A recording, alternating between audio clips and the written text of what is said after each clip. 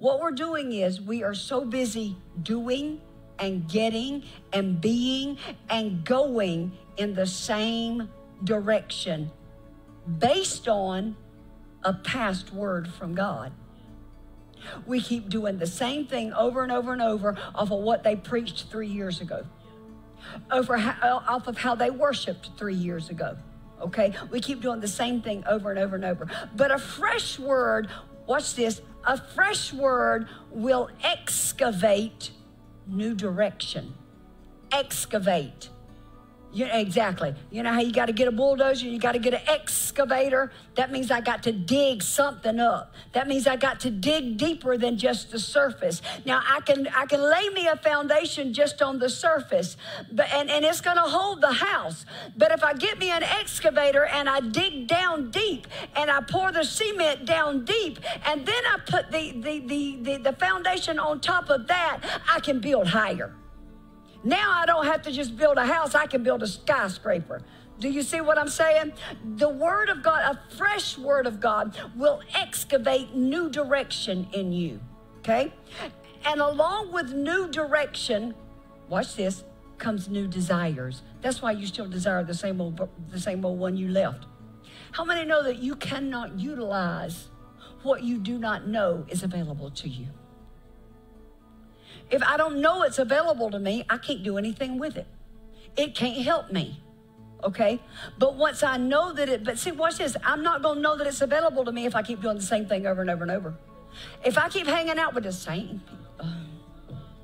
If I keep hanging out with the same people, I come into church, I get saved, I'm madly in love with God, and I cannot understand why I was doing really good, but now all of a sudden I'm still fighting and struggling. That same desire that I got saved from is because you were the same people that gave you the desires. God has given us all things. Isn't that what the word said? But we still have an obligation to possess all things, to utilize all things, and to multiply it when we get it. If you do not multiply the last thing he gave you, he will not give you anything else. Okay? That's exactly why we went to where we are right now.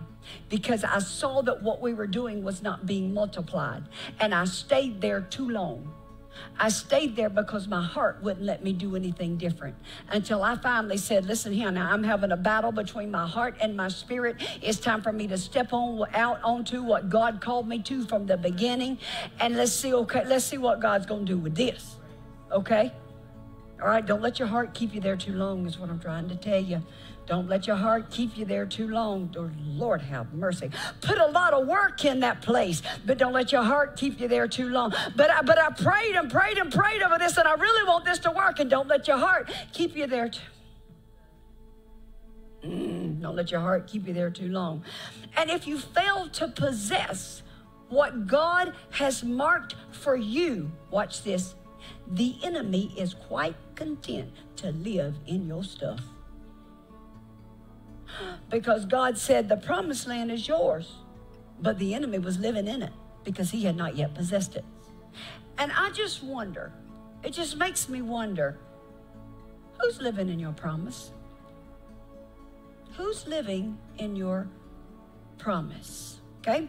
So God said, the land is yours, peace is yours, financial stability is yours, joy is yours.